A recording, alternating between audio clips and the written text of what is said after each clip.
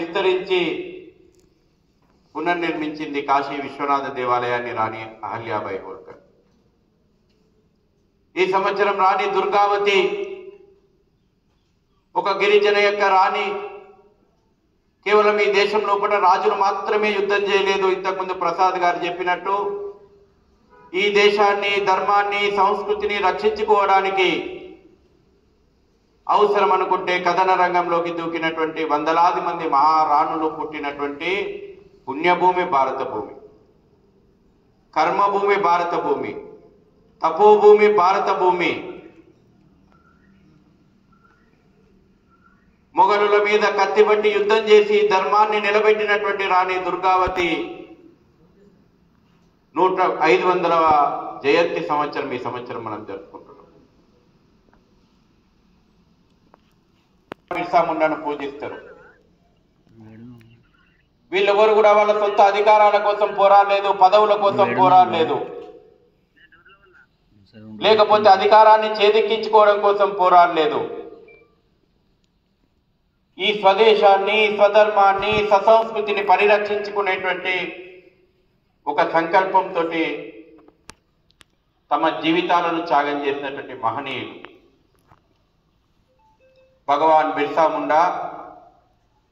మిషనరీల యొక్క కుట్రల కారణంగా గిరిజన ప్రాంతాల లోపల మత మార్పిడులు చేస్తూ ఈ దేశాన్ని విచ్ఛిన్నం చేయాలనేటువంటి కుట్రలను ఎదిరించి పోరాడినటువంటి మహనీయుడు భగవాన్ బిర్సా ముండా. ఆ మహనీయుని యొక్క 150వ జయంతి ఈ సంవత్సరం మనం జరుపుకుంటున్నాం. విశ్వ హిందూ పరిషత్ 60 సంవత్సరాలుగా అనేక రకాలైనటువంటి ఉద్యమాలు, పోరాటాలు చేసింది. అసలు విశ్వ హిందూ పరిషత్తు ఆవిర్భావానికి దారితీసినటువంటి పరిస్థితులు, ట్రినిడాడ్కు సంబంధించినటువంటి ఒక ఎంపీ భారతదేశ పర్యటనకు వచ్చిండు. చాలా మంది అనుకుంటాం ఇవాళ హిందువులు అంటే కేవలం భారతదేశంలో మాత్రమే మనం హిందువులు ఉన్నామని. యావత్ ప్రపంచాన్ని ఏలినటువంటి ఒక సనాతనమైనటువంటి ధర్మం, ఒక శ్రేష్టమైనటువంటి జీవన విధానం హిందూ జీవన విధానం, సనాతనమైనటువంటి ధర్మం. అందుకే ఇవాళ ప్రపంచంలో ఏ మూలకు పోయినా, ఎక్కడ పురావస్తు తవ్వకాలు జరిగినా లభించేది మన యొక్క దేవీ దేవతల యొక్క విగ్రహాలు. కాలక్రమం లోపల ఈ దేశం ఎందుకు ఈ విధంగా కుచించుకొని ఈ అఖండ భారతం, ఈ విశ్వం ఏ విధంగా హిందుత్వం కుచించుకొని వచ్చింది? ప్రస్తుతం ఉన్నటువంటి భారతదేశం లోపల ఇంతకుముందు ముఖ్య అతిథి గారు చెప్పినట్టు రాబోయే పరిస్థితులు ఏ విధంగా ప్రమాదగట్టికలు మోగుతున్నాయి. హిందూ సమాజం ఆలోచన చేయాల్సినటువంటి అవసరం ఉంది. 1960 లోపల ట్రినిడాడ్కు సంబంధించినటువంటి శంభునాథ్ కపిల్ దేవ్ అనేటువంటి ఎంపీ, అక్కడ ప్రాతినిధ్యం వహిస్తున్నటువంటి ఒక ఎంపీ, ఆ దేశంలో పార్లమెంట్కి ఎన్నికైనటువంటి ఒక ఎంపీ ట్రినిడాడ్లో ఏ విధంగా హిందువుల మీద దాడులు జరుగుతున్నాయి, ప్రపంచం లోపల విశ్వ మానవాళి క్షేమం కోరుకున్నటువంటి హిందూ సనాతన ధర్మం విరాజిల్లినప్పుడు ప్రపంచం ఎట్లా ఉంది?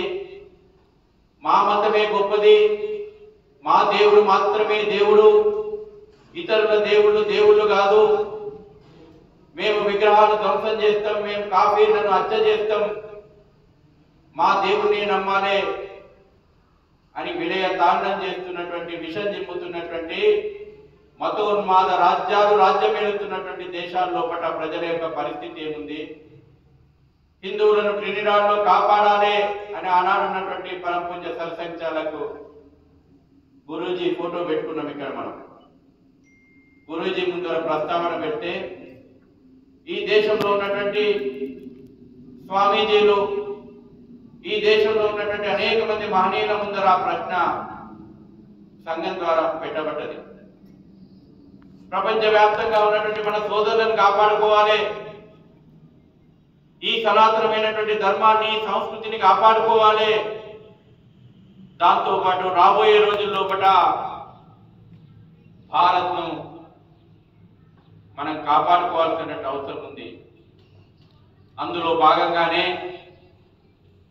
ముంబైలో ఉండే సాందీపని ఆశ్రమం లోపల ఈ దేశంలో ఉన్నటువంటి ప్రముఖ సాంప్రదాయాలకు సంబంధించినటువంటి స్వామీజీల సమక్షం లోపల శ్రీకృష్ణ జన్మాష్టమి పర్వదినం నాడు 28 ఆగస్టు 1964 లోపల ఆవిర్భవించినటువంటి సంస్థ విశ్వ హిందూ పరిషత్.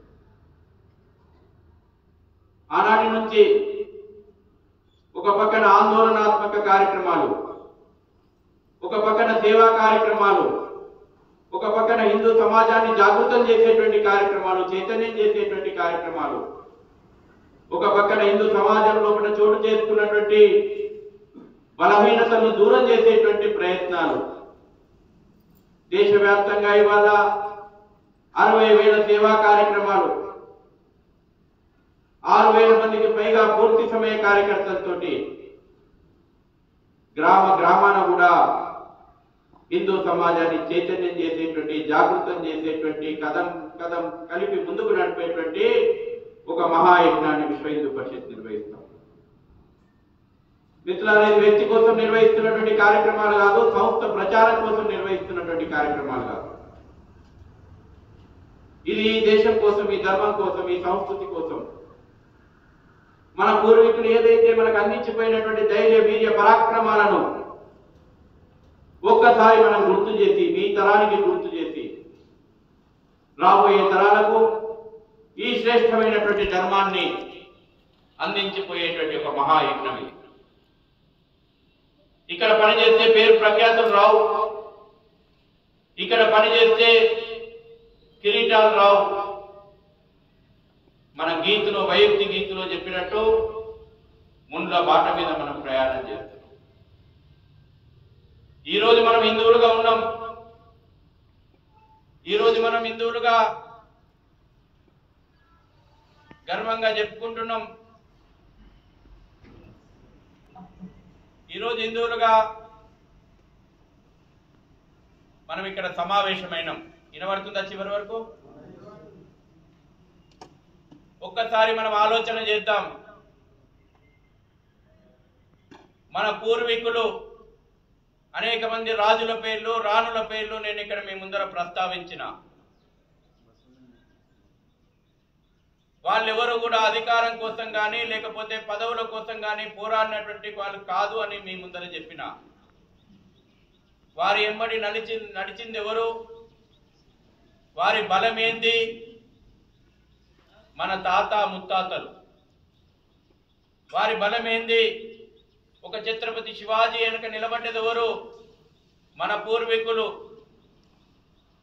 మన తరాలు 350 సంవత్సరాల క్రితం చూస్తే ఇదే మహేశ్వరం ప్రాంతం నుంచి అడుగుపెట్టినటువంటి మహనీయుడు ఆ యొక్క పాదం దాకినటువంటి ప్రాంతం ఈ ప్రాంతం.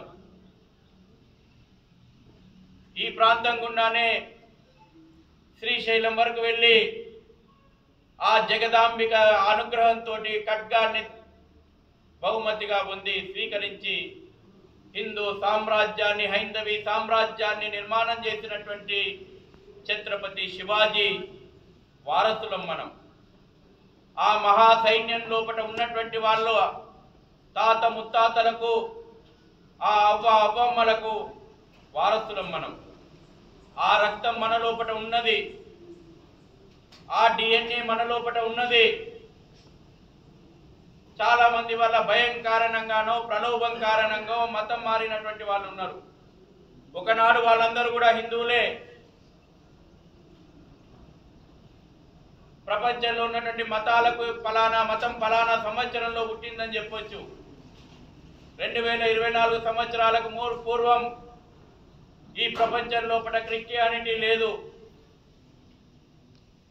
1500 సంవత్సరాలకు పూర్వం ఈ ప్రపంచం భూమి మీద ఇస్లాం లేదు.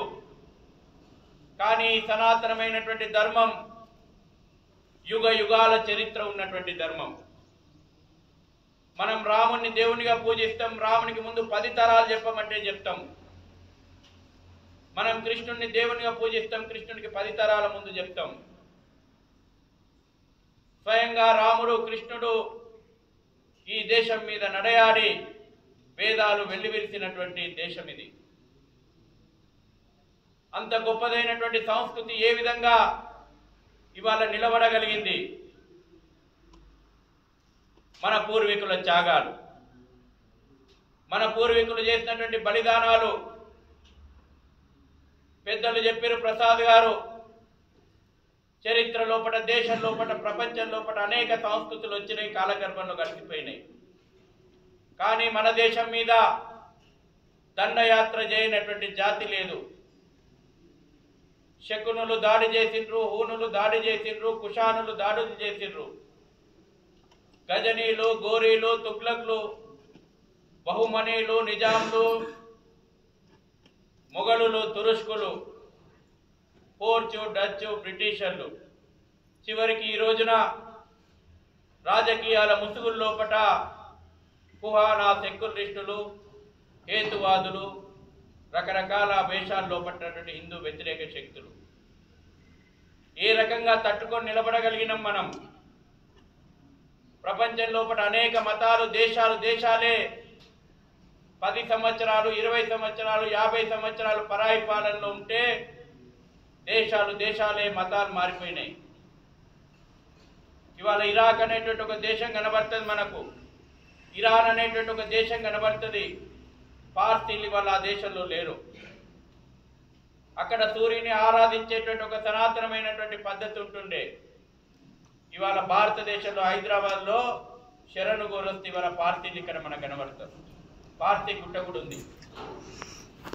ఎక్కడైతే ఆ యొక్క మతం పుట్టిందో ఇవాళ అక్కడ ఆ మతం లేదు.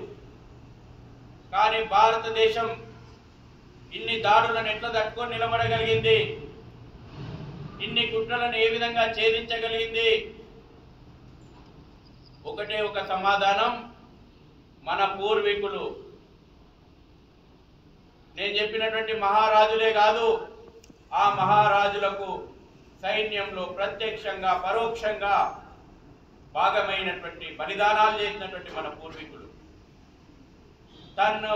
ధన రూపేణ సర్వస్వం సమర్పణ చేసినటువంటి మహనీయులు, ఎటువంటి లాభాపేక్ష లేకుండా ఈ జాతి కోసమే జీవిస్తా, ఈ జాతి కోసమే మరణిస్తా, మళ్ళీ జన్మంటూ ఉంటే ఈ గడ్డ మీదనే మళ్ళీ నేను జన్మిస్తా, ఈ సనాతనమైనటువంటి ధర్మం గురించే నేను నిలబడతా అనేటువంటి మహనీయులు, లక్షలాది మంది మహనీయుల యొక్క తపస్సు ఇవాళ మనం హిందువులుగా ఉండగలిగినాం. ఇవాళ మనం హిందువులుగా మిగలగలిగినాం. ఇన్ని దాడులు ఎదుర్కొని కూడా ఈ రోజు కూడా మనం హిందువులమే జనాభా మెజారిటీ. కానీ భవిష్యత్తు బుసలు కొడుతుంది. భవిష్యత్తు కొడుతున్నటువంటి బుసలకు తట్టుకునేలాగా నేటి హిందూ సమాజం ఉందా? ఇది మన ముందున్నటువంటి ప్రధానమైనటువంటి ప్రశ్న. ఒకనాడు ఉన్నటువంటి ఆత్మాభిమానంతో, ఆత్మస్థైర్యంతో, స్వాభిమానంతో నాది ఘనమైనటువంటి చరిత్ర అని, ఈ చరిత్రకు వారసుని నేను అని నిలబెట్టినటువంటి హిందూ సమాజం ఈనాడు మొద్దు నిద్రపోతుంది. సమస్యల విషయంలో పడతా నాకేం పట్టింపు లేదనేటువంటి ఒక అలసత్వం ప్రదర్శిస్తుంది. ఒక పక్కన దేవాలయాల విధ్వంసం జరుగుతుంది, పట్టింపు ఉండదు. లవ్ జిహాద్ నడుస్తుంది, పట్టింపు ఉండదు. మత మార్పిడి నడుస్తుంది, పట్టింపు ఉండదు. తన ఇంటి వరకు వస్తే గాని సమస్య నాది కాదు అనేటువంటి మొద్దు నిద్ర పోతున్నటువంటి హిందూ సమాజాన్ని లేపడమే ఈనాడు మన పని. కుహానా, సెక్యులిజం, మత్తుమందు బాగా ఎక్కించారు మనకు. అరే ఒక ముస్లిం నేను ముస్లిం అని గర్వంగా చెప్పుకుంటున్నాడు, ఒక క్రిస్టియన్ నేను క్రిస్టియన్ అని గర్వంగా చెప్పుకుంటున్నాడు. హిందూ సమాజమా, శ్రేష్టమైనటువంటి ఘనమైనటువంటి చరిత్రకు వారసులు అయినటువంటి నువ్వు ఒక హిందువులను ఎందుకు గర్వంగా చెప్పుకోలేకపోతున్నావు? ఈ ప్రపంచం లోపల తల ఎత్తుకొని గర్వంగా చెప్పుకునేటువంటి సంస్కృతికి వారసులైనటువంటి హిందువా, నీ ఆత్మాభిమానం ఎక్కడ పోయింది? రాజకీయాలు మన చుట్టూ చేరిపోయినాయి. హిందుత్వం గురించి మాట్లాడితే తప్పు, రాముని గురించి మాట్లాడితే మతోన్మాదం, కృష్ణుని గురించి మాట్లాడితే మతోన్మాదం, మన పండుగలకు పోయి ముఖం చూపెట్టాలంటే నా కోట్లు ఇక్కడ రావు, బయటోని పండుగలకు వానికంటే ఎక్కువ వీడే టోపీలు, వానికంటే ఎక్కువ వీడే కాటికలు పెట్టుకొని ఫ్లెక్సీలు,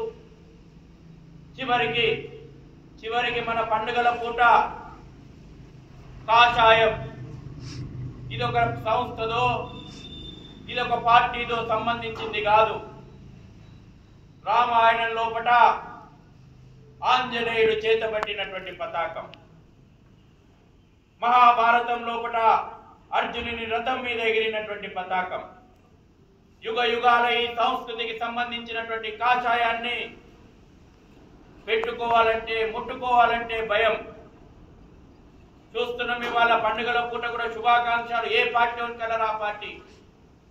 అరే నీ కాషాయపు గౌరవం, నీ కాషాయపు గొప్పతనం హిందువా నువ్వు గుర్తించకపోతే ఇంకొకటి గుర్తించాలి.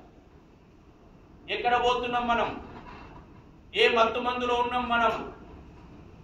సాధారణమైనటువంటి హిందువును స్పృహ తట్టి లేపాల్సినటువంటి అవసరం. హిందూ సమాజం లోపట అస్పృశ్యతను తీసుకొచ్చారు, అంటరాని తరాన్ని తీసుకొచ్చారు. వేల సంవత్సరాలుగా ఏ మన పురాణ గ్రంథాలు చూసినా, ఏ మన యొక్క చరిత్రలు చూసినా అంటరానితనం ఎప్పుడు లేదు, కులం ఆధారంగా వివక్ష ఎప్పుడు లేదు.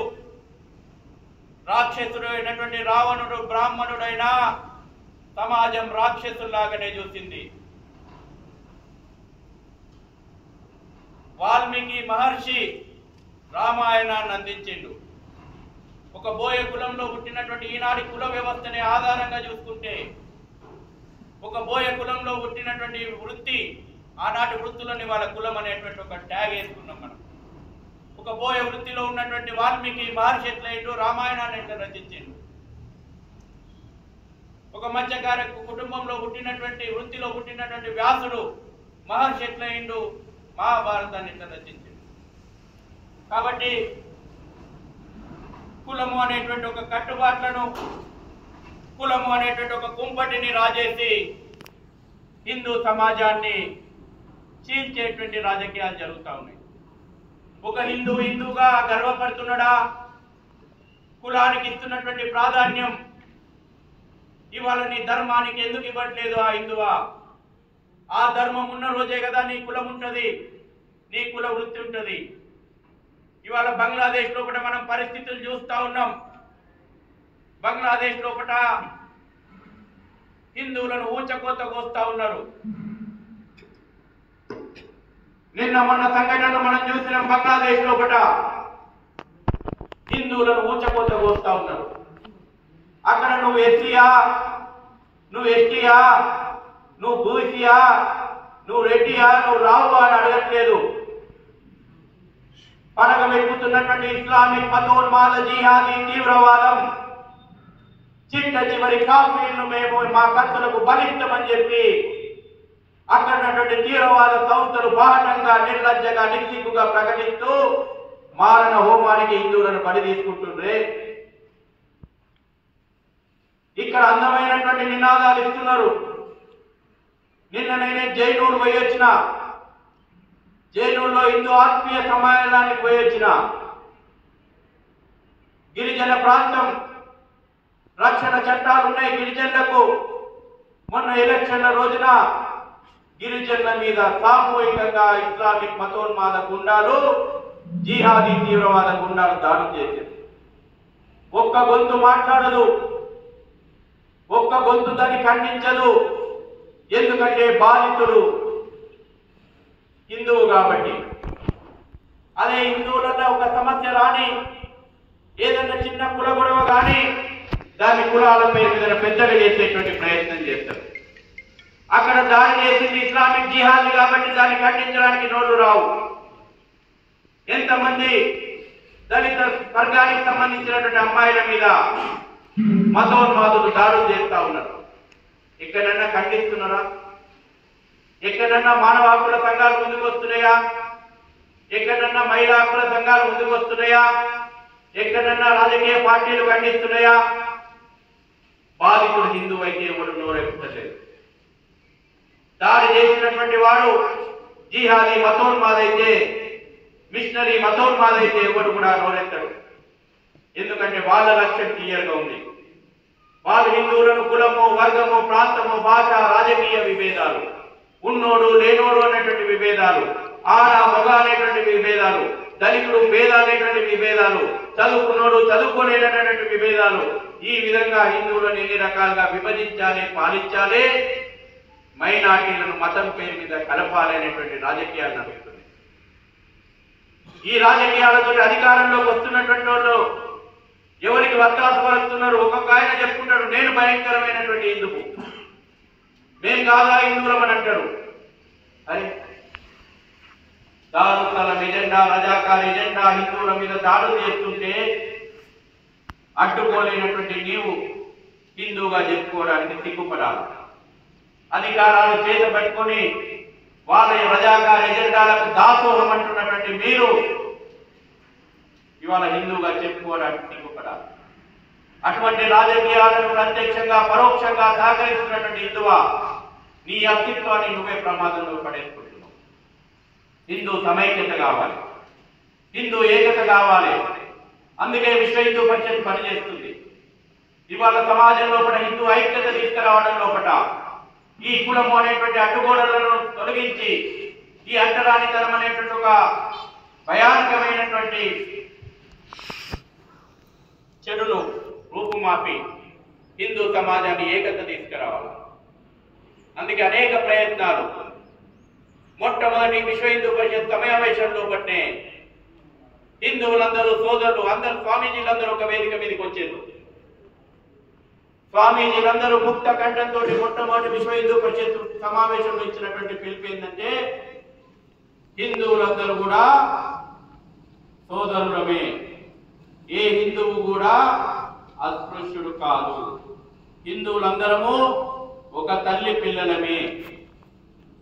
కేవలం నినాదాలు ఇవ్వడమే కాదు, విశ్వ హిందూ పరిషత్ వల్ల గ్రామాల్లో ఒకటి ఆ రకమైనటువంటి ప్రయత్నం చేస్తాం. 5,000 మంది దళిత సామాజిక వర్గానికి సంబంధించినటువంటి పూజాల నియామకం ఇవాళ మన ప్రయత్నం కారణంగా జరిగింది. భవ్య రామ మందిరం మనం నిర్మించుకున్నాం. చాలా మంది చర్చలు పెట్టిండ్రు. ప్రతి దాంట్లో కూడా హిందువుల ఐక్యత సాధ్యమైనటువంటి ప్రతి దగ్గర కూడా మనల్ని విభజించేటువంటి ప్రయత్నాలు. అయోధ్య ఉద్యమం విశ్వ హిందూ పరిషత్ నిర్వహించింది. విశ్వ హిందూ పరిషత్ కంటే ముందు కూడా అనేక ఉద్యమాలు, పోరాటాలు ఈ దేశంలో కూడా జరిగినాయి. 1528లో కూడా మీర్ బక్షి బాబర్ సైన్యాధ్యక్షుడు కూలగొట్టినటువంటి భవ్య రామ మందిరం పునర్నిర్మితమైనటువంటి సంకల్పం తీసుకున్నటువంటి హిందూ సమాజం 1528 నుంచి పోరాటాలు మొదలు పెడితే 1992 ఆగస్టు 6 కలంకిత కట్టడాన్ని నేలమట్టం చేసే వరకు చరిత్రలో లిఖించబడినటువంటి 77 ఉద్యమాలు హిందూ సమాజం చేసింది. 4.5 లక్షల మంది హిందువులు బలిదానం చేసిండ్రు. ఎందుకోసం? కేవలం ఒక రామ మందిరం కోసం కాదు. ఈ దేశంలో 6,68,000 గ్రామాల్లో ఉన్నటువంటి రామాలయాలలో అదనంగా నిర్మించబడుతున్నటువంటి రామ మందిరం అయోధ్య రామ మందిరం కాదు. అయోధ్యలో మనం రామ మందిరం నిర్మించుకుంది. ఈ జాతి ఏనాడు కూడా తల వంచదు.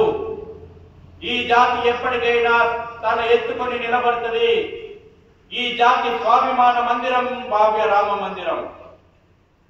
అయోధ్యలో మనం ప్రతిష్ఠించుకున్నటువంటి రామలలా విగ్రహం భారతీయ ఆత్మకు ప్రతిరూపం. అందుకే ఈ జాతి పోరాడింది.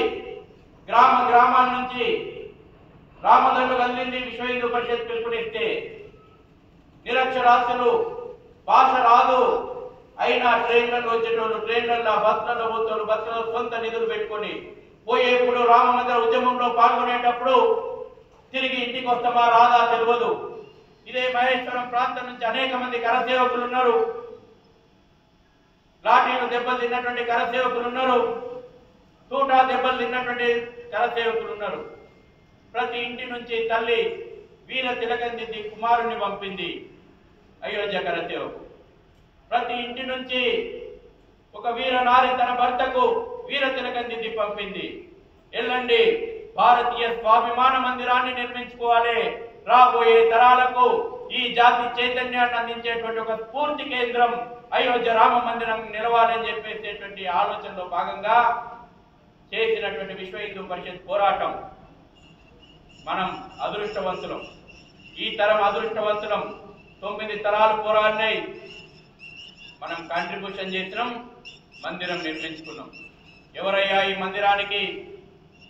చాలా మందికి చెప్పాలి మీరు. ప్రధానమంత్రి, ఆర్ఎస్ఎస్ పెద్ద పూజ్య సత్సంగ్ చాలక్. కానీ అక్కడ కరసేవ చేసినటువంటి మొట్టమొదటి వ్యక్తి ఎవరయ్యా అంటే, భూమి పూజ చేసినటువంటి మొట్టమొదటి వ్యక్తి ఎవరయ్యా అంటే కామేశ్వర్ చౌపాల్ గారు. బీహార్కు సంబంధించినటువంటి ఒక దళిత సామాజిక వర్గానికి సంబంధించినటువంటి రామభక్తుడు.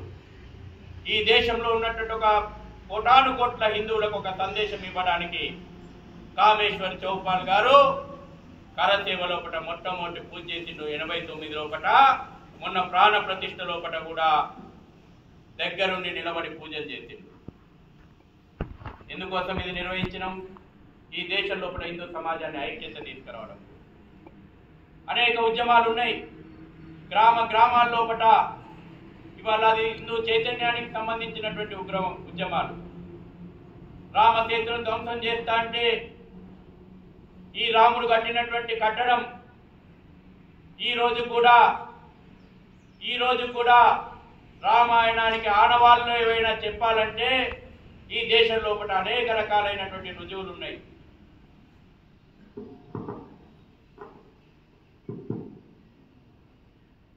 కానీ రాముడు లేడు, రామాయణం అబద్ధం, రామాయణం అభూత కల్పన, రాముడు హింసావాది అని మాట్లాడినటువంటి వాళ్ళు ఎవరు? పాకిస్తాన్ నుంచి వినబడ్డాయి ఆ మాటలు కాదు.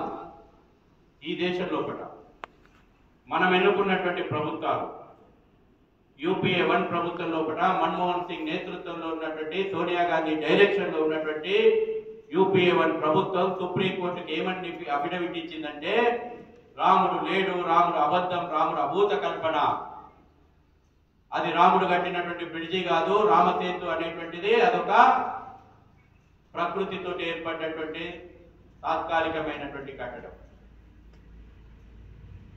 ఇది ఈ దేశంలో హిందుత్వ వ్యతిరేక ఎజెండాతో నడిచినటువంటి రాజకీయాలు. రామసేతును కూల్చాలన్నటువంటి రాజకీయాలు, రోమ్ నుంచి వచ్చినటువంటి ఎజెండా. భారతదేశంలో కూడా రాముని ఆనవాళ్లు తొలగించడానికి ప్రయత్నాలు. విశ్వ హిందూ పరిషత్ ఉద్యమం చేసింది. విశ్వ హిందూ పరిషత్ ఉద్యమం కారణంగా దేశంలో ఉన్నటువంటి కోటాను కోట్ల మంది నా రాముని అస్తిత్వాన్ని సందేశిస్తే కవద్దా, యుగ యుగాలుగా రాముని ఆదర్శంగా స్వీకరిస్తున్నాం మేము. రాజ్య పాలన లోపల రాముడు మాకు ఆదర్శం, కుటుంబం లోపల మాకు రాముడు ఆదర్శం, భార్యాభర్తల్లో సంబంధం లోపల రాముడు మాకు ఆదర్శం, అన్నాదమ్ముల యొక్క అన్యోన్యతా భావం లోపల మాకు రాముడు ఆదర్శం, భగవంతునికి భక్తునికి రాముడు ఎట్లుండాలో మాకు ఆదర్శం. ఈ రాముడిని మీరు ప్రశ్నిస్తారా? ఉద్యమం చేసినాం మనం, రామసేతుని వల్ల మనం కాపాడుతాం. మనందరం కూడా తిరుపతికి పోతాం, ఏడుకొండలవాడ వెంకటరమణ గోవింద గోవింద అంటాం. 70,000 మంది లైన్లో ఉంటారు ప్రతిరోజు. ఉండి ఆదాయం 3,000 కోట్లు సంవత్సరానికి, ఇంకా కోట్లాను కోట్ల ఆస్తులు. కానీ ఏం కుట్రలు జరిగినాయి? వైఎస్ రాజశేఖర రెడ్డి ముఖ్యమంత్రిగా ఉన్నప్పుడు ఏడుకొండలు ఏం చేయాలని చూసిండు? ఏడుకొండలను 2 కొండలు చేయాలని చూసి 2 కొండలు చేయాలని చూసి, మిగతా 5 కొండలను మిషనరీలకు అమ్మాలని చూసి. హిందూ సమాజం చైతన్యహీనంగా ఉండడం కారణం, ప్రశ్నించేటువంటి తత్వం నిర్వీర్యం కావడం కారణంగా. ఎంత ధైర్యం వానికి! నా ఏడుకొండల స్వామిని, నా కలియుగ ప్రత్యక్ష దైవాన్ని 7 కొండలను 2 కొండలు చేస్తావా? మళ్ళీ విశ్వ హిందూ పరిషత్ ఉద్యమాన్ని చేయాల్సి వచ్చింది. హిందూ సమాజాన్ని తట్టి లేపినాం మనం. మొద్దు నిద్ర వదిలి హిందూ సమాజమా? కేవలం వెంకటేశ్వర స్వామిని వ్యక్తిగత కోరికలు కోరుకొని మొక్కడానికే పోకు. కేవలం స్వామి నేను వ్యాపారం పెట్టుకుంటా, లాభాలు వస్తే ప్రతి సంవత్సరం తీసుకొచ్చి 5% నీ ఉండిలో ఇస్తా అని చెప్పి దేవుడితో వ్యాపారం చేయకు హిందువా. ఆ వెంకటేశ్వర స్వామి 7 కొండలనే కబలించాలని చూస్తున్నాడు కదా, భక్తుడిగా కథలు తొక్కని చెప్పిన పోరాటాలు చేయించిన 7 కొండలను మనం కాపాడుకోగలం. ఈ విధంగా విశ్వ హిందూ పరిషత్ అనేక ఉద్యమాలు, అమర్నాథ్ యాత్ర, తీవ్రవాదులు ఛాలెంజ్ చేసిర్రు. కాశ్మీర్ను ఏర్పాటు చేయాలంటే, కాశ్మీర్ని దేశం నుంచి విభజించాలంటే హిందువులు ఇక్కడికి రావద్దు, ఉన్నటువంటి హిందువులను ఎలగొట్టిర్రు. 19 జనవరి 1990 లోపట, ఇంతకుముందు సార్ చెప్పిండు అదే విషయాన్ని గుర్తు చేస్తున్నా, నేను డేట్తో సహా గుర్తు చేస్తున్నా. 19 జనవరి 1990 లోపట కాశ్మీర్ లోయ లోపట అన్ని మజీదుల పుగ్గల నుంచి వినబడ్డటువంటి నినాదాలు ఏంటంటే, హిందువులారా కాశ్మీర్ లోయను వదిలిపెట్టి వెళ్ళిపోండి, 24 గంటల సమయం ఇస్తున్నాం, హిందువులారా కాశ్మీర్ లోయను వదిలిపెట్టిపోండి, ఇక్కడ ఉండాలంటే మతం మారండి, పోయేటువంటి వాళ్ళు మొగోళ్ళే పోవాలి, మీ పెళ్ళాలను మీ కూతుళ్లను ఇక్కడనే వదిలిపెట్టిపోండి అని మతోన్మాదం పుంగళ్ళలోపటి నినాదాలు ఇచ్చింది. హిందువులను వెళ్ళిపోతులను ఇక్కడికి రానియలేదు, నిర్దాక్షిణ్యంగా చంపిండ్రు. మన ఆడపిల్లలను, మన సోదరి మనల్ని ఎత్తుకపోయిన కళ్ళ ముందర, తల్లిదండ్రుల ముందర పిల్లలను అత్యాచారాలు చేసిర్రు, భర్త ముందర భార్య మీద అత్యాచారాలు చేసిర్రు. కాశ్మీరీ ఫైల్స్ అన్న ఒక స్టోరీ వస్తే ఏం మాట్లాడుతున్నారు ఇక్కడ రాజకీయాలు? ఈ చరిత్ర మనకు తెలియదు. తెలిస్తే హిందువు ఆక్రోశపైతుంది, లేకపోతే హిందువు నిలదీస్తాడు ఇవేం రాజకీయాలని. మొన్న ఎలక్షన్లలో మన నేతలే మాట్లాడిండ్రు, పనికి మాలిన ఫైల్స్ అట. ఏమన్నారు? కాశ్మీర్ ఫైల్స్ ను పనికి మాలిన ఫైల్స్ చూపెడుతున్నారు, వీళ్ళేదో రెచ్చగొట్టాలని చూస్తున్నారు. కళ్ళ ముందర జరిగిన చరిత్ర కదరా. ఇవాళ కూడా ముంబైలో, ఢిల్లీలో రోడ్ల మీద ఉన్నారు కదరా నా కాశ్మీరీ హిందువులు. రోహింగ్యా నుంచి వచ్చిన వాడికి ఇదే బాలాపూర్లో, ఇదే మహేశ్వరం లోపట షెల్టర్లు వేసి వచ్చి రేషన్లు ఇచ్చిపోయే దౌర్భాగ్యులారా. హిందువుల యొక్క మాన ప్రాణాల గురించి మాట్లాడితే మీకు తప్పైతుందారా? ఈ మహేశ్వరం ఏమైనా సురక్షితంగా ఉందా? ఇవాళ మనం ఇక్కడ కూర్చున్నటువంటి ప్రాంతం ఏమైనా సురక్షితంగా ఉందా? బంగ్లాదేశ్ నుంచి వచ్చినటువంటి వాడు ఈ ఏరియాలో ఉన్నటువంటి చెరువులను ఆక్రమిస్తున్నాడు. రోహింగ్యా నుంచి వచ్చినటువంటి వాడు ఈ ఏరియా నుంచి ఉన్నటువంటి భూములను ఆక్రమిస్తున్నాడు. ల్యాండ్ జిహాద్ నడుస్తుంది, లవ్ జిహాద్ నడుస్తుంది.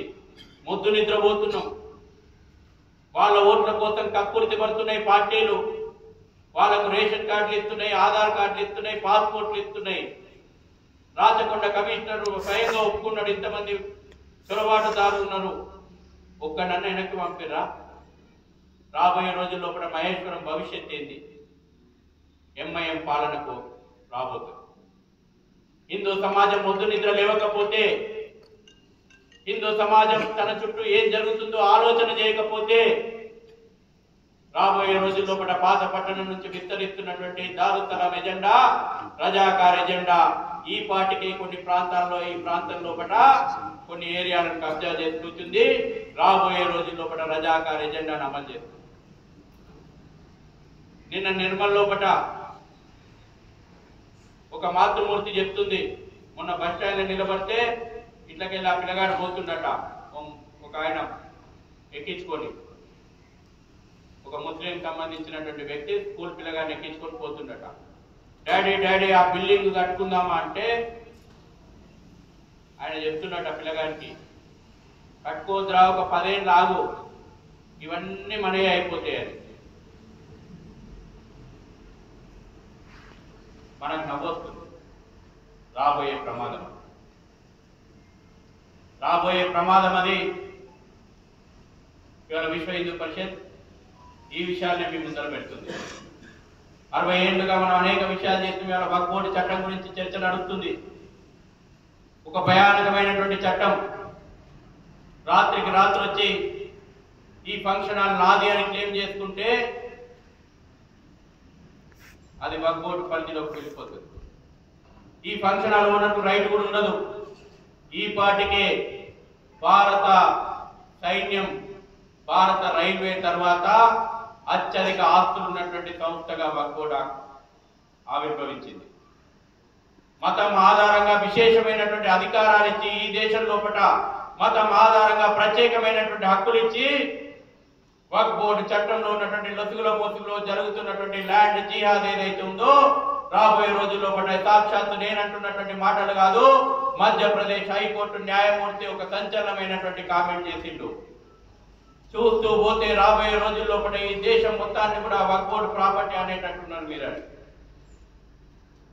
ఈ ప్రమాదం సాధారణమైనటువంటి హిందువుకి ఏమన్నా స్పృహ ఉందా?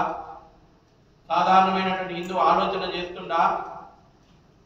నీ హక్కులను నీవు సంపాదించుకున్నటువంటి ఆస్తులను కూడా రేపు గుంజుకోబోతున్నాడు.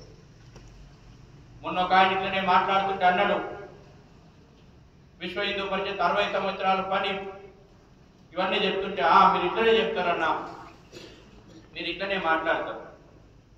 ఒక సాధారణమైనటువంటి హిందువుకు నేను చెప్పిన, నీకు ఎక్కువ ఉపన్యాసాలు నేను చెప్పా, ఎందుకంటే నీ దగ్గర టైం లేదు. చాలా మంది దగ్గర టైం లేదు, మనకు చాలా బిజీగా ఉన్నాం, ఆస్తులు సంపాదించుకోవాలి. పొద్దున్న లేవంగానే ఇక ఈయన రియల్ ఎస్టేట్ ఎట్లా నడుస్తుందో ఇప్పుడు తెలియదు, కానీ ఎక్కడ లేని షోరూమ్లన్నీ అప్పుడు వచ్చి ఉండే ఫుల్ బిజీ. రాత్రి 12 గంటల వరకు సిట్టింగ్, పొద్దున 6 గంటల నుంచి సైట్ సీయింగ్. ఈ ఆస్తుల సంపాదన లోపల బీపీ షుగర్ కూడా వచ్చిందా అన్నా? నీకు అవునా, రోజుకు 4 టాబ్లెట్లు వేయాల్సి వస్తుంది అంటే పక్కన ఉన్నాయన్నా, నాకు ఇన్సులిన్ కూడా తీసుకుంటున్నా అన్న. అరే ఇంత టెన్షన్ ఏం తీసుకుంటున్నావు అన్నా? అయితే సంపాదించాలి, అయితే కోట్లు సంపాదించాలి. ఒక బిల్డింగ్ ఉంది, 4 బిల్డింగ్ కట్టాలి, ఇంకో మాల్ కట్టాలి, రెంట్లు సంవత్సరం నెలకు 2 కోట్లు రెంట్ వస్తే బాగా మంచిదని మంచిగా సంపాదించాలి. ఎంతమంది పిల్లలన్నా అని ఒక పిల్లగాడన్నా మంచిది, సంతోషం. నువ్వు చేయాల్సిన పని ఏంటంటే ఈ ధర్మాన్ని నువ్వు మొదటగా సంపాదించుకో, రక్షించు. ఈ ధర్మాన్ని నువ్వు రక్షించుకోకపోతే రేపు నీ పిల్లగాని నడి రోడ్డు మీద గొంతుకో సత్య చేస్తావు, అడిగే దిక్కు లేదు. నీవు పుట్టినటువంటి అమ్మాయిని నిర్లజ్జగా చెప్పండి, ఇవన్నీ కూడా నిర్మోహమాటంగా చెప్పండి. ఇప్పుడు కూడా హిందూ సమాజాన్ని నిద్ర లేపకపోతే భవిష్యత్తు లోపల పరిస్థితులు చేయి దాటిన తర్వాత మనం ఏం చేయలేము. నీవు నీ ధర్మాన్ని ధర్మో రక్షతి రక్షిత అని చెప్పిండు శ్రీకృష్ణ భగవానుడు. ధర్మాన్ని నువ్వు రక్షించుకుంటేనే ఆ ధర్మం నిన్ను రక్షిస్తుంది. ఈ సోయి మర్చినాం మనం. ధర్మం రక్షిస్తుందిలే, మనకేమవుతుందిలే, దేవుడు చూసుకుంటాడులే. దేవుడు ఏం చూడడు. నువ్వు బలవంతంగా అయి యుద్ధానికి దిగితే దేవుడు నీకు ఆశీర్వాదం ఇస్తాడు.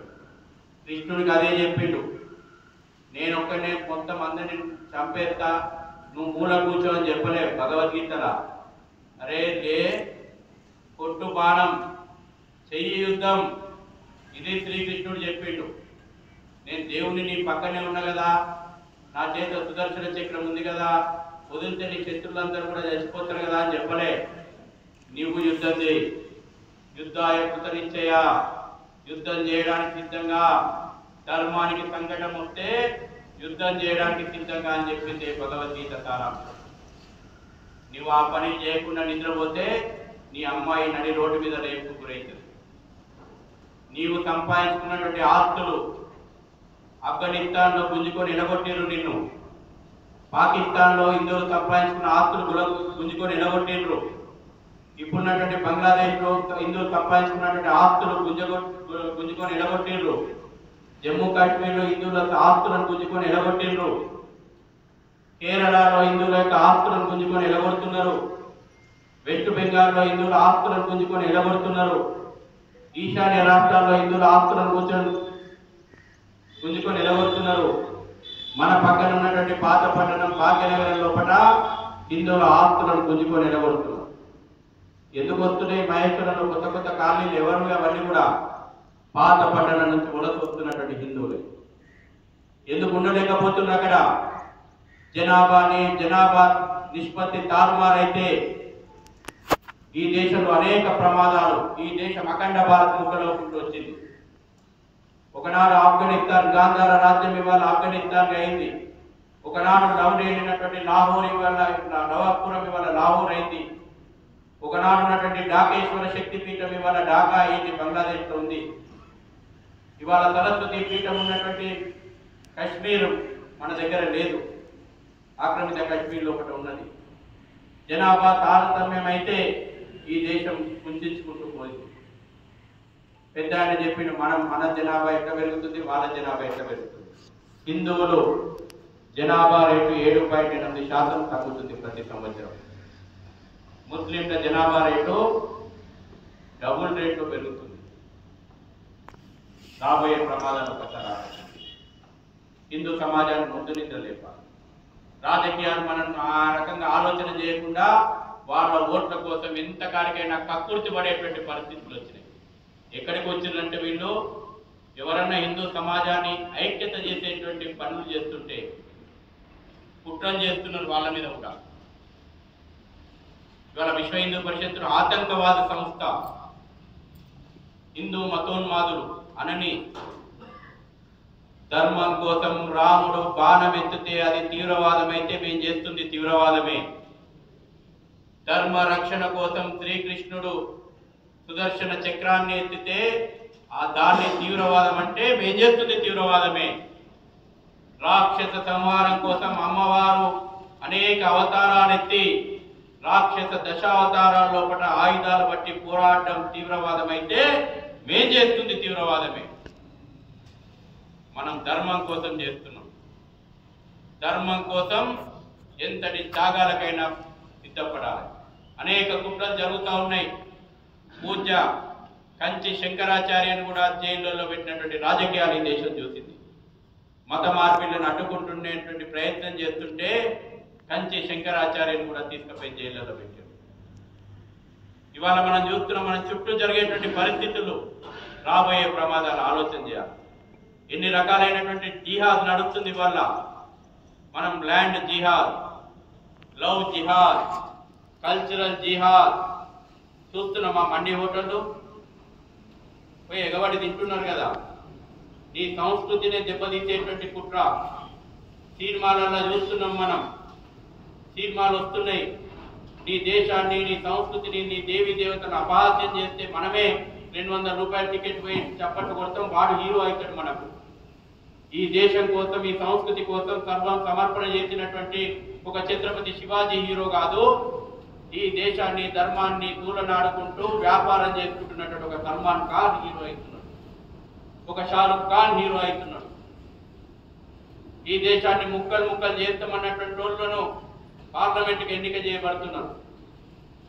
అంబేద్కర్ ఇచ్చిపోయినటువంటి రాజ్యాంగాన్ని, అంబేద్కర్ ఇచ్చిపోయినటువంటి పార్లమెంటును కుప్పగొలుస్తా అన్నటువంటి వానికి పోటీలు పడి టికెట్లు ఇస్తున్నారు. రాత్రికి రాత్రి దేశం లోపల తీవ్రవాదం చేస్తాం, మేము దేశాన్ని బాంబు పేలులో చేస్తామన్నటువంటి వాళ్ళకు సుప్రీంకోర్టు రాత్రికి రాత్రి టైం దొరుకుతుంది, మధ్యరాత్రి టైం దొరుకుతుంది విచారిస్తేందుకు. ఒక రకమైనటువంటి ఒక ఎకో సిస్టమ్ ఏ రకమైనటువంటి ప్రమాదాలకు మారుతుందో చూస్తున్నాం. ఏమన్నారు మొన్న ఎలక్షన్లలో మనం చూసినాం. ఫత్వాలు జారీ అయినాయా?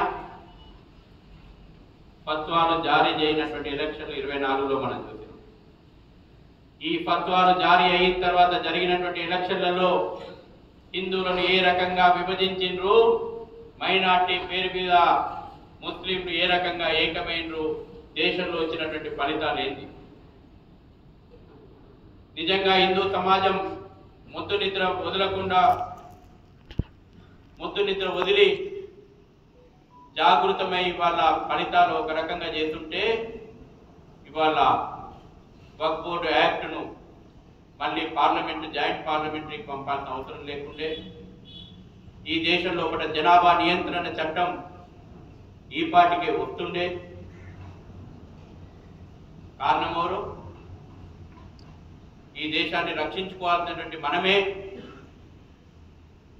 ఈ రాజకీయాలలో ఈ ఓటు బ్యాంక్ రాజకీయాలను అర్థం చేసుకోలేనటువంటి హిందూ సమాజం ఈ దేశాన్ని ప్రమాదంలోకి నెడుతుంది. పాపులేషన్ కంట్రోల్ యాక్ట్ రాకపోతే జరగబోయేటువంటి ప్రమాదం 2047లో ఈ దేశం ఇస్లామిక్ దేశం. ఊహిద్దాం ఆ పరిస్థితులు, ఆలోచన చేసుకోండి. 2047 లోపల స్వాతంత్రం యొక్క 100 సంవత్సరాలు జరుపుకోవాలని మనం కలలు కంటున్నాం కదా. Popular front of India, social democratic party of India, ఈ దేశంలో ఉన్నటువంటి all India Muslim league, MIM, వాళ్ళకు మద్దతు ఇస్తున్నటువంటి జాతీయ పార్టీలు కాంగ్రెస్, కమ్యూనిస్టులు, రకరకాలైనటువంటి డిఎంకే లాంటి సంస్థలు, సనాతన ధర్మాన్ని ఎరాడికేట్ చేస్తామని మాట్లాడుతున్నటువంటి సంస్థలు, పార్లమెంటు లోపట్నే హిందువులు మతోన్మాదులని మాట్లాడుతున్నటువంటి ప్రతిపక్ష నేత ఏం కలలు కంటున్నారు? 2047లో ఇదెంత? 2024. ఎన్ని సంవత్సరాలు ఉంది? 2047 ఎన్ని సంవత్సరాలు ఉంది? 23.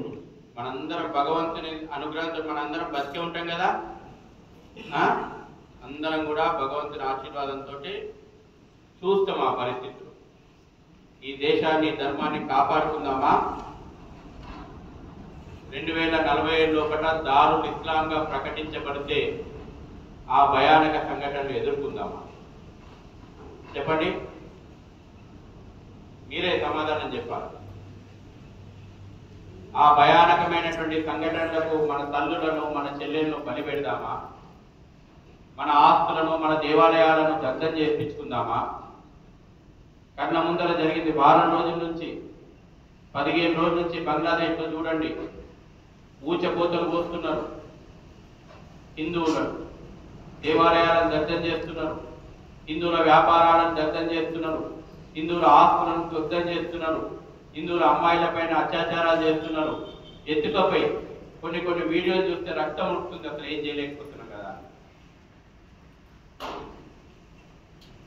ఒక అమ్మాయిని 15 మంది ఎత్తుకొని పోతున్నారు. సామూహికంగా రేప్ చేశారు, పెట్రోల్ పోసి తలగబెట్టారు. కేవలం హిందూ, మన సోదరి హిందూ అయినందుకు ఆ అమ్మాయి ఇంకా భయానకమైనటువంటి పరిస్థితుల్లో కూడా తన ధర్మం కోసం హిందువుగా ఉన్నందుకు ఒక ఆడపిల్ల చెల్లించుకున్నటువంటి మూల్యం 15 మందితోటి రేప్ చేయించుకోవడము, సామూహికంగా పెట్రోల్ పోసి తగలబెట్టించుకోవడం. ఈ పరిస్థితులు మన కళ్ళ ముందర మనం రాబోయే రోజుల్లో చూద్దామా? హిందూ సమాజాన్ని నిద్రలేద్దామా? అందుకే నేను ఇవాళ ఈ ఆత్మీయ సమావేశాల లోపల 60 సంవత్సరాలుగా మనం అనేక రకాలైనటువంటి పనులు చేస్తాం, అనేక ఉద్యమాలు చేస్తాం. హిందూ సమాజాన్ని జాగృతం చేయడానికి, గో సంపదను కాపాడుకోవడానికి, దేవాలయాలను కాపాడుకోవడానికి, మఠ మందిరాలను కాపాడుకోవడానికి, లవ్ జిహాద్ నుంచి, రకరకాలైనటువంటి జిహాదీ శక్తుల నుంచి, దేశాన్ని విచ్ఛిన్నం చేసే శక్తుల నుంచి కాపాడుకోవడానికి, హిందూ సమాజంలో ఒక ఐక్యత నిర్మాణం చేయడానికి, ఒక స్వాభిమానాన్ని నిర్మాణం చేయడానికి అనేక ఉద్యమాలు, అనేక పోరాటాలు, అనేక త్యాగాలు, అనేక బలిదానాలు చేసినటువంటి సంస్థ విశ్వ హిందూ పరిషత్. చేస్తున్నాం. కానీ ఒక సంస్థ 60 సంవత్సరాల తర్వాత ఇప్పుడు రాబోయే ప్రమాదాలు భయానకమైనటువంటి పరిస్థితి. ఒక పక్కన రామ మందిరం కట్టుకున్నాము, రామ మందిరం నిర్మించుకున్నాము, దేశంలో హిందూ సమాజం ఐక్యంగా ఉంది. ఈ దేశంలో ఉన్నటువంటి 17 కోట్ల కుటుంబాలు, హిందూ కుటుంబాలు 17 కోట్ల కుటుంబాలు, 6,68,703 గ్రామాల నుంచి వచ్చినటువంటి నిధి సమర్పించినటువంటి 17 కోట్ల కుటుంబాల కాంట్రిబ్యూషన్ తోటి భవ్యమైనటువంటి రామ మందిరం కట్టుకున్నాం అనేటువంటి సంతోషం ఒక పక్కన, మరో పక్కన ఈ దేశాన్ని, ఈ ధర్మాన్ని విచ్ఛిన్నం చేస్తామనేటువంటి కుట్రలు మరో పక్కన. మహేశ్వరంలో ఉన్నటువంటి హిందూ సోదరులారా, ఆత్మీయ హిందూ బంధువులారా, ఇది హిందూ సమాజం పరిస్థితి. కనీసం మన బాధలు, సంతోషాలు కాదు, మన బాధలేంటి, మన భవిష్యత్తు ఏంటని ఆలోచన చేయడానికి కూడా రావడానికి మనకు టైం దొరుకుతుంది. ఆదివారం ఇవాళ చర్చిలలో పోటీ, ప్రతి క్రిస్టియన్ చర్చి పోటీ, శుక్రవారం ప్రతి ముస్లిం మజీద్ పోతారు. మన దేవాలయాలకు ఎంతమంది పోతుందంటే 1.8% హిందువులు పోతుంది. 100 మంది హిందువులు ఇద్దరు కూడా పోతలేరు. ఎంతమంది? 1.8. ఆ పోతున్నటువంటి హిందువు కూడా నేను బాగుండాలి దేవుడా, నా ఆరోగ్యం బాగుండాలి దేవుడా, నా కుటుంబం బాగుండాలి దేవుడా, లేకపోతే నా కోర్టు పంచాయతీ జరగాలి దేవుడా, నా వ్యాపారం బాగుండాలి దేవుడా, వ్యక్తిగతమైనటువంటి కోరికలే. ఈ దేశము, ఈ ధర్మము రక్షించుకునేటువంటి ఒక శక్తిని నాకు ఇయ్యు, ఓ భవానీ, ఓ అమ్మ, ఓ తల్లి, ఓ జగన్మాత, ఈ దేశ రక్షణ కోసం నడుం బిగిస్తున్నా, నాకు శక్తిని ప్రసాదించు అని కోరుకున్నటువంటి ఒక ఛత్రపతి శివాజీ వారసులారా, ఎక్కడ పోయింది మీ యొక్క ఆవేశం? మీ చీము నెత్తుల లోపల ఎందుకు స్వాభిమానం లోపించింది? ఈ పరిస్థితులు మార్చాల్సిన బాధ్యత మన మీద ఉంది. ఈరోజు ఇక్కడ ఈ ప్రకటనలో ఉన్నటువంటి మనం భగవంతుని యొక్క సంకల్పం కారణంగా ఇవాళ ఇక్కడ కూర్చున్నాం. మీకు పిలుపు ఎవరి ద్వారానో ఒకరి ద్వారా వచ్చిండొచ్చు, కానీ భగవంతుని సంకల్పం రాబోయే రోజుల్లోపట హిందూ సమాజాన్ని, దేశాన్ని, ధర్మాన్ని, సంస్కృతిని కాపాడుకునేటువంటి మహాయజ్ఞం లోపట మీ భుజస్కంధాలపైన ఈ కాషాయం యొక్క బాధ్యతలను మోయడానికి ఈరోజు మనం ఇక్కడ కూర్చున్నాం, ఈ సమావేశం నిర్వహించుకున్నాం. మీ అందరినీ కూడా చివరికి ఒకటి కోరుకొని నేను ముగిస్తా. అనేక విషయాలు ఉన్నాయి, చెప్పుకుంటూ పోతే కాలాతీతమే. సమయం కూడా మనం దృష్టిలో పెట్టుకోవాలి. ఒక పిఎఫ్ఐ, ఒక ఎస్డిపిఐ, ఒక ఆల్ ఇండియా ముస్లిం లీగే కాదు. అసదుద్దీన్ ఓవైసీ మొన్న మధ్యన ఒక స్టేట్మెంట్ ఇచ్చిండు, మా ముస్లిం మహిళ గర్భం